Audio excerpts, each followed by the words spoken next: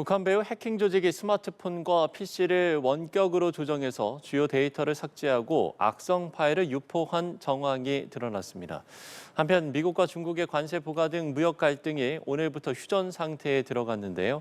자세한 외교 안보 소식 김열수 한국군사문제연구원 안보전략실장과 함께 살펴보겠습니다. 실장님 안녕하십니까? 네, 안녕하세요. 네. 자, 지난 9월에 국내 탈북 청소년 전문 심리 상담사의 SNS 계정으로 스트레스 해소 프로그램이란 이름으로 지인들에게 파일이 전송이 됐었는데 이 파일을 보니까 이제 북한 배후로 추정되는 해킹 조직이 스마트폰과 PC를 원격으로 조정해서 퍼뜨린 것으로 확인이 됐습니다. 이전에 보면은 사실 과거 서버에 대한 공격이 있었습니다만 이런 사례는 또 처음 아닙니까? 예, 제가 알기로도 처음입니다. 네. 그래서 지금 이제 북한의 해킹 조직이 우리 일상생활 속까지 이제 파고들고 있는 게 아닌가 그런 이제 우려가 있는데요. 예. 지금 이제 알려진 것으로는 북한의 해킹 조직 콘이라고 하는 건데 그 해킹 조직이 지금 말씀하신 것처럼 심리 상담사의 PC에 뭐라고 할까요? 저 국세청을 사칭해가지고 침투해서 들어갔어요. 그리고 나서 그 피해자의 스마트폰 그것을 완전히 초기화하고 네네. 그러다 보니까 이제 거기에 있는 모든 자료를 통째로 그냥 다 삭제를 했죠. 그리고 이제 이 피해자가 가지고 있는 SNS 카카오톡 계정까지 탈취를 했어요. 그러니까 그 계정에는 수많은 지인들이 있을 거 아닙니까? 그렇죠. 지인 연락처들이 쭉 그렇죠. 있을 거 그 지인들한테 지금 말씀하셨던 것처럼 스트레스 해소 프로그램을 보내니까 그 지인들은 아무 이제 의심 없이 그렇죠. 그걸 이제 지인이 받아 보내준 보죠. 거니까. 네. 그러니까 거기에서 이제 악성 파일을 이제 같이 보낸 건데 네. 그것뿐만이 아니고 사실상 그 앱캠이라고 PC 앞에 카메라 돼 있는 거 있잖아요. 그걸 통해 가지고 피해자가 뭐 하고 있는지도 일거수일투족도 다 감시했다는 거거든요. 그래서 피해자가 없는 틈을 이용해 가지고 그걸 지금 스마트폰 같은 걸 완전히 그냥 삭제했다 이런 얘기까지 한단 말이죠. 그래서 예. 굉장히 지금 진화되고 있는 그런 북한의 해킹 수법을 보고 있지 않는가 이렇게 봅니다. 예, 지금 이제 사례들을 쭉 이야기를 해주셨는데 기기 내 사진이나 문서, 연락처 등 데이터를 삭제한 정황도 있고 네.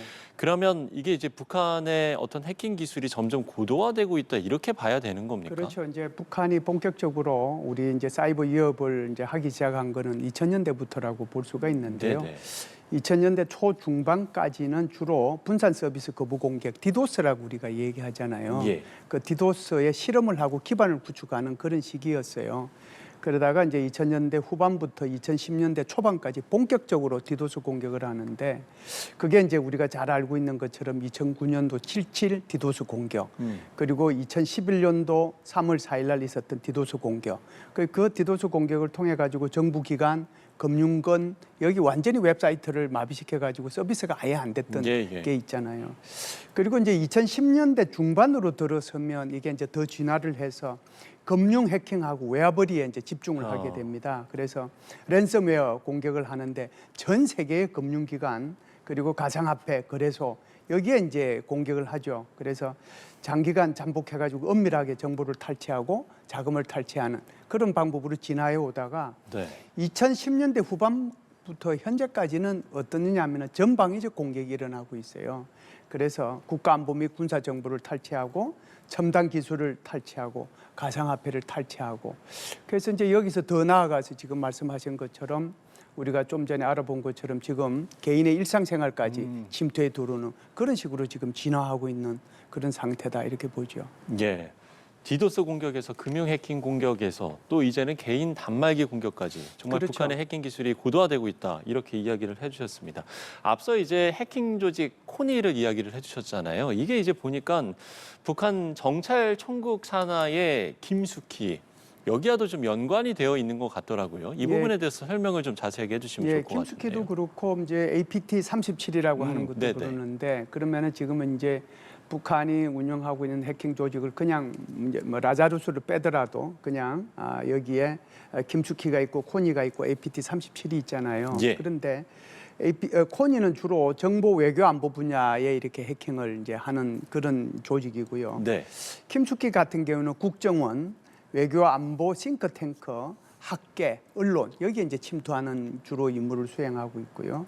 APT 이제 37이라고 하는 것은 주로 국방 그리고 기술 탈취, 기업 여기에 이제 침투하는 서로가 이제 그 활동하는 것은 조금씩 다 다른데 연계는 다 돼 있다라고 네. 하는 건데 그게 이제 이번에 분석을 해보니까 이용된 악성 코드가 북한이 이제 평상시에 사용하던 그 코드하고 비슷하다. 그래서 북한 것으로 추정을 하고 있는데 하나만 더 말씀드리면 좀 뭐 개인적인 거긴 합니다만 예.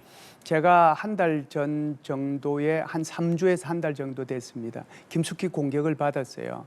저는 이제 이게 김숙희 공격을 받은지 모르잖아요. 예, 그렇죠. 그런데 우리가 이제 저는 집에서도 그렇고 우리 연구실에도 그렇고 거기에 이제 안내부를 설치를 해놓거든요. 그 안내부에서 그게 직원이 전화가 왔어요. 그 김숙희가 침투한 것 같은데 한번 방문을 해도 되겠느냐고 물어봐요. 그런데 요새 같은 세상에 어떻게 그 사람을 믿을 수 있습니까? 그렇죠. 내가 당신을 또 믿을 수 있는 네. 방법이 뭐냐? 그러니까 그 사람은 직원 그다음에 그 주민등록이 찍혀 있는 그 신분증 그것까지 다 해서 저한테 보냈어요. 저는 이런 사람이고 뭐 하는 사람인데 필요하면은 뭐 이쪽으로 물어봐 가지고 어디로 물어보면 된다. 내가 있는지 없는지. 그렇게 해가지고 저는 이제 사실상 그 이제 좀 그래도 의심쩍잖아요. 그래서 우리 연구소를 통해 가지고 공문을 보냈습니다. 그랬더니 나중에 거기에 관계되는 사람이 왔어요. 와가지고 제가 가지고 있는 노트북을 줬습니다. 왜 제가 그 노트북을 줬느냐 하면 안내부에서도 계속 이 김숙희의 공격 방법을 파악을 해야 되는 거잖아요. 네네. 그래서 저한테는 어떤 방법으로 공격해 왔는지를 파악을 해야 거기에 대해서 다시 이제 그 치료제를 만들어낼 수 있는 거기 때문에 그래서 제가 그걸 줬는데 아직까지 저한테는 돌아오지는 않았습니다. 그래서 저는 오히려 이번 기회를 이용해서 오히려 노트북을 새로운 곳으로 샀거든요. 그래서 굉장히 정말 조심해야 되는 그런 상황이 지금 펼쳐지고 있다 이렇게 말씀드릴 수 있습니다. 그 실장님의 개인적인 일화까지 이야기를 해주시니까 네, 더 확 와닿는 것 같습니다. 정말 우리 개인 일상까지 침투를 하고 있구나라는 생각이 드는데 이렇게 최근 급속도로 이렇게 발달하는 해킹 기술이 AI 기술이 북한 해커들의 북한의 해킹 기술에 날개를 달아줬다 이런 좀 얘기들이 나오더라고요. 그러면 아무래도 이제 AI 기술을 적용을 하면 훨씬 더 해킹하기가 쉽겠죠. 그것이 이제 과학이 어떤 식으로 발달하든지 간에 그 과학을 좋은 방향으로 쓸 수도 있고 나쁜 방향으로 쓸 수도 있는데 AI도 마찬가지죠. 그거 이제 해킹하는데 훨씬 더 이제 이들이 사용할 수 있도록 이제 발전할 수 있으니까 그것이 나쁜 방향으로 쓰면 끝도 없고 한도 없는 거죠. 예.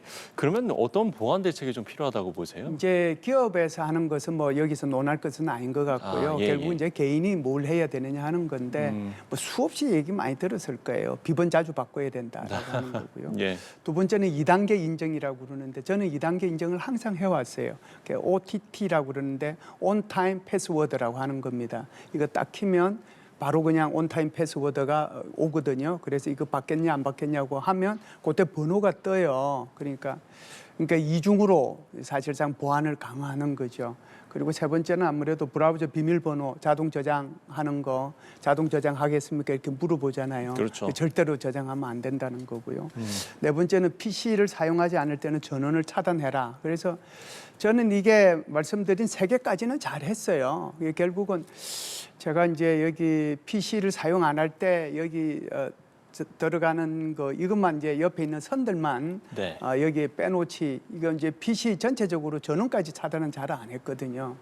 그래서 앞으로는 이것까지 좀 잘해야 되겠다는 그런 생각은 듭니다. 예, 지금 실장님께서 다시 한번 좀 이야기를 해주셨는데 이런 부분들 시청자 여러분들께서도 좀 경각심을 가질 필요성이 있을 것 같습니다. 자, 주제를 바꿔보겠습니다. 미중 무역 갈등이 휴전 상태에 들어갔습니다. 미국은 오늘부터 이 펜타닐 관세라고 부르죠. 중국에 대한 추가 관세를 20%에서 10%로 내렸고 중국은 미국에 대한 히트루 수출 통제 1년 유예를 했습니다. 이게 이제 지난번에 미중 정상회담 이후에 이제 후속 조치로 된 거잖아요. 그렇죠. 이 사안들 좀 어떻게 보고 계세요? 예, 사실상 4월 달부터 이제 미중 관세 전쟁이 본격적으로 시작이 됐지만 어찌 됐든 뭐 90일씩 두 번 연장을 했잖아요. 네네.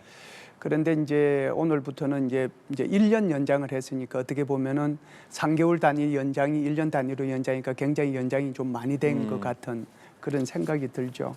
그럼에도 불구하고 지금 말씀하신 것처럼 미국은 펜타닐 관세 중국에 부여하던 거 20%에서 10%로 낮춰주거든요. 그러면 이제 상호 관세까지 포함하면 평균은 이제 47% 정도 될 겁니다. 그 정도 되고 대신에 이제 중국은 미국으로부터 대두 수입하고 목재 수입하고 그 대두 같은 경우에는 관세 이제 안 때리고 대신에 이제 미국으로부터 들어오는 다른 품목에 대해서는 10%의 관세를만 이제 물리고 대신에 히토류 같은 경우는 1년간 이제 여기 수출 중단하는 거 이거 유예하는 것으로 그렇게 해서 이제 이번에 뭐 마무리가 됐다라고 보는데 제가 볼 때는 이제 이게 빅딜이 아니고 스몰 딜이거든요. 예. 그러니까 이제 아주 작은 수준의 스몰 딜인데 제가 볼 때는 빅딜은 힘들지 않겠는가라고 생각을 하고요.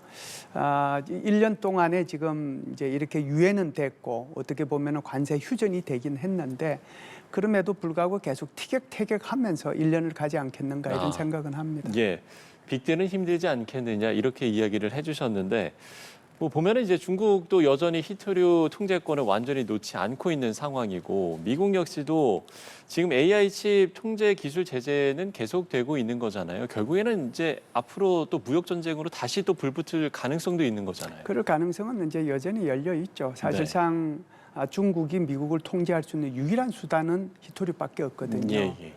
히토류에 대한 통제를 잃게 되면 사실상 아마 트럼프 대통령의 성향상 중국에 대해서 어마무시한 관세를 아마 때렸을 겁니다. 다른 것도 통제도 많이 하고. 예. 이제 그런 상황을 너무나 잘 알고 있기 때문에 중국은 이제 이걸 안 놓으려고 하는 거죠. 반대로 이제 미국의 입장에서 보면은 중국의 기술 굴기가 무서운 겁니다. 지금은 이제 중국이 사실상 드론이나 로봇이나 자율주행이나 뭐 양자 컴퓨터나 우주나 군사 분야에 대해서 보면 기술 굴기가 우리가 무서울 정도로 지금 굴기를 하고 있는 거잖아요. 게다가 이제 이런 첨단 반도체 지금 엔비디아가 생산하고 있는 소위 말하는 AI용 반도체라고 볼 수 있죠. 블랙웰 같은 거 그걸 줘버리면은 이게 이제 군사 분야에 적용이 돼 버리면 이게 첨단 무기 개발하는 데 이게 사용이 돼서 오히려 중국의 무기가 미국보다 더 나을 수 있거든요. 그런 두려움 때문에 이걸 못 주는 거예요. 네네. 게다가 이제 여기 계속해서 이제 미국을 따라잡거나 미국보다 더 이제 우수한 그런 기술들도 많단 말이죠. 그런데다가 이 AI 기술까지 가버리면 미국이 오히려 따라잡지 못하는 그런 상황까지 올 수 있는 거거든요. 그렇기 때문에 미국으로서는 다른 분야도 통제를 많이 하지만 특히 AI용 이 첨단 반도체에 해당이 되는 블랙웰 같은 것은 계속해서 저사양이라도 통제를 좀 하고 싶어 하는 거죠. 그렇기 때문에 여차하면 뭐 티격태격하면서 굴러는 가겠지만 여차하면 언제라도 다시 이 관세 전쟁으로 불은 붙을 수 있다 이렇게 봅니다. 예. 자, 미국 내부 상황도 짚어보겠습니다. 트럼프 대통령이 관세로 거둔 소득으로 고소득층을 뺀 전 국민에게 우리 돈으로 약 290만 원의 배당금을 주겠다 이렇게 밝혔습니다. 사실 지금 미 대법원에서 이번에 트럼프 대통령이 이 전 세계에 부과한 관세가 적법했는지 이제 심리가 들어간 상황이잖아요. 여론전을 좀 펼친다라고 보십니까? 어떻게 그렇죠. 보세요? 여론전은 좀 펼치고 있는데 저는 이제 트럼프 대통령이 이 얘기를 들으면서 마음이 좀 불편했어요. 그러니까 남의 관세를 빼앗아 가지고 자기 국민들 이렇게 나눠주는구나 그런 생각이 우선 들었기 때문에 네네. 그렇다는 거고요. 사실은 이 관세가 적법하냐 하는 것이 이제 사실상 관세를 때렸을 때부터 계속해서 미국에서는 문제는 제기가 돼 왔어요. 관세나 세금이라고 하는 것이 행정부의 권한이냐 입법부의 권한이냐 이 문제였거든요. 네. 그래서 사실상 어떻게 보면 헌법상 관세나 세금은 의회의 독점적인 권한이다 이렇게 돼 있어요. 그렇기 때문에 이 문제에 대한 것이 결국은 상권 분립에 위반되는 그런 문제가 하나 있고요. 두 번째는 이제 관세를 이렇게 때릴 때 어떤 법을 원용을 했느냐 하는 거잖아요. 그게 바로 국제 비상 경제 권한법, 그러니까 IEEPA라고 하는데 이제 이 법을 이제 원용을 했습니다. 그런데 이 법 속에는 관세라든지 또는 이제 세금이라든지 이런 조항 자체가 없어요. 그래서 사실상 대통령이 이 IEEPA라는 이 법을 적용하는 것은 사실상 법률의 권한을 초과하는 그러니까 그런 이제 권한 남용이 아니냐 이런 이제 문제가 있어 왔거든요. 그래서 사실상 지금 미국의 그 대법원의 판사 구성은 보수가 6이고 진보가 3입니다. 1심, 2심은 이제 다 패했으니까 결국은 이제 트럼프 대통령이 기대를 거는 것은 대법원인데 그러면은 보수 성향의 대법원이 자기를 이렇게 좀 도와줘야 될 것 같은데 지금 보수 성향의 그 대법관들이 나오는 말들은 전부 다 달라요. 다르는데 그 중에서도 이제 얘기되고 있는 것이 바로 이것은 의회의 독점적인 권한인데 이것이 왜 행정부에서 했느냐.